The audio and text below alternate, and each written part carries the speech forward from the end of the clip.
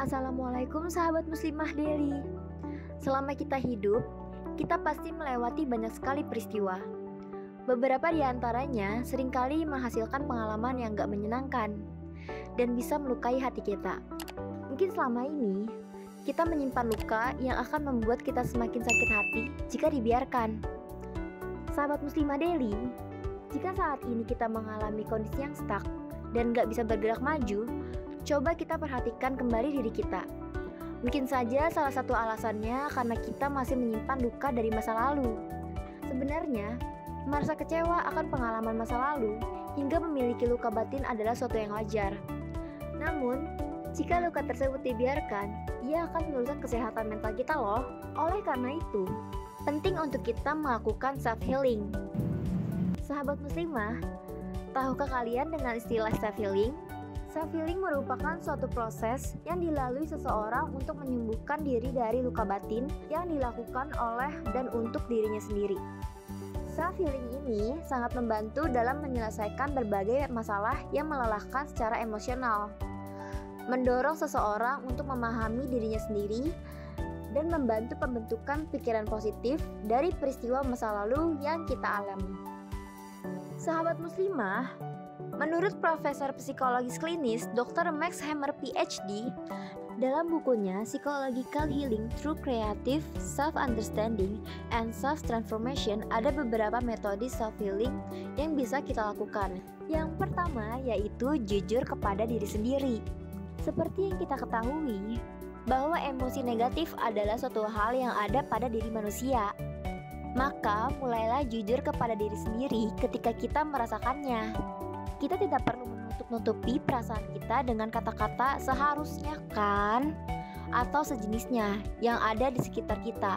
Apapun yang kita rasakan, cobalah untuk menerima perasaan tersebut ya. Yang kedua, maknai apa yang kamu rasakan. Apapun yang terjadi dalam hidup kita seringkali berada di luar kontrol kita. Namun, ada suatu hal yang bisa kita kendalikan, yaitu cara memandangnya. Segala kesedihan yang kita rasakan dapat dijadikan pelajaran berharga dalam hidup kita. Setelah kita jujur dengan perasaan kita sendiri, kita bisa melakukan stop and think. Diam sejenak dan berpikir tentang apa yang kita rasakan dan menurut kita memancing perasaan tersebut. Pemahaman bahwa segala yang terjadi memiliki maksud dan tujuan yang membuat kita merasa lebih baik. Mencari makna bukanlah hal yang mudah. Kita boleh berbagi cerita dengan teman kita yang kita percaya ataupun berkonsultasi dengan psikolog untuk membantu lebih baik dalam melakukannya. 3. Melepaskan kesedihan masa lalu. Setelah kita menemukan makna dari kesedihan kita, barulah kita bisa move on dengan baik. Ingat, jangan berusaha melepaskan kesedihan sebelum memulai 2 tahapan tadi ya sahabat muslimah. Itu namanya bukan melepaskan kesedihan, melainkan melarikan diri. Mencari kegiatan yang menyenangkan diri kita secara sementara tanpa benar-benar berdamai dengan keadaan memang rasanya menenangkan. Namun ketenangan itu tidak akan berlangsung lama. Akibatnya, kita justru akan ketergantungan dengan pelarian kita tersebut setiap kali kita teringat perasaan buruk kita.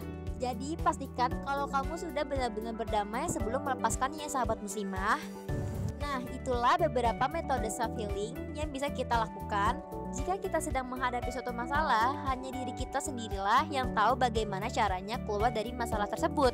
Mungkin orang lain dapat membantu kita, tetapi tetap kitalah yang memutuskan. Kita yang paling paham dengan diri kita sendiri, tumbuh bersama diri kita. Sekian video kali ini, jangan lupa like dan subscribe YouTube channel Muslimah Deli untuk tahu informasi lainnya. Wassalamualaikum warahmatullahi wabarakatuh.